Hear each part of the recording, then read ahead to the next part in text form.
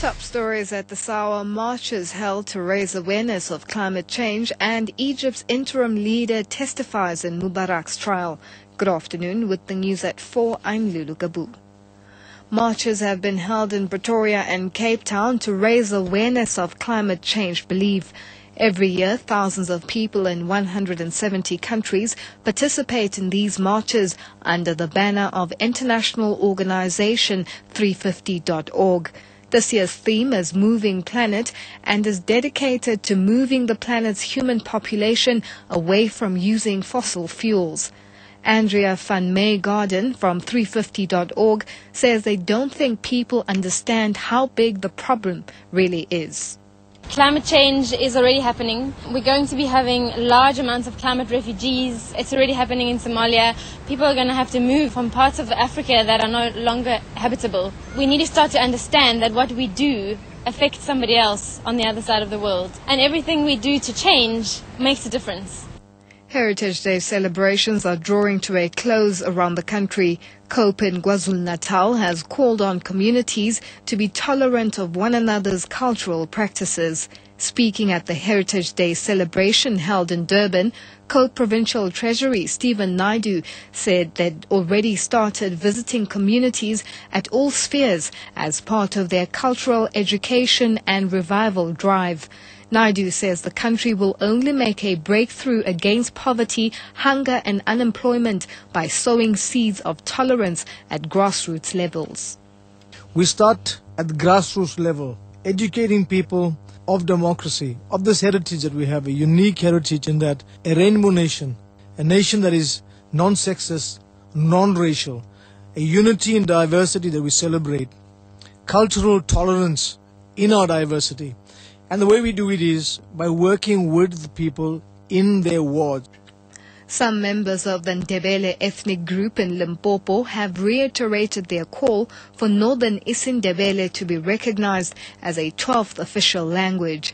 This emerged during the Heritage Day celebrations held at Makapan's Valley Heritage Site near Mokopane in Limpopo.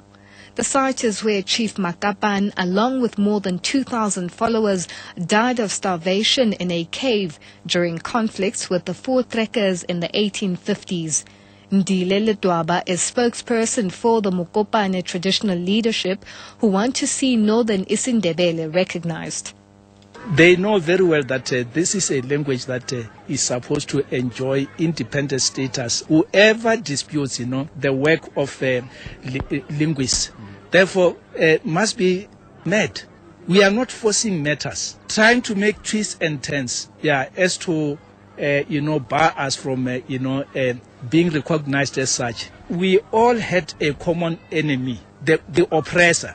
Now, the ones oppressed is now the oppressor. All parents with disabled children under the age of 18 could get access to the care dependency grant soon. The Social Department says they are in the process of lifting the means test for parents with disabled children in order to widen access to the grant. The test excludes children depending on how much their parents earn. The department says it is working towards removing this altogether. The grant is over 1,000 per month. Moving on to international news, the Libyan National Transitional Council says its forces have entered Sirte, one of the last two strongholds of Muammar Gaddafi. The NTC says its fighters have made their way in from the western side and are fighting pro-Gaddafi forces near the center of Sirte. The BBC's Alistair Lathhead says they are also making swift progress from the east. Well, we hear the sound of the NATO planes overhead, and that's reassuring for us.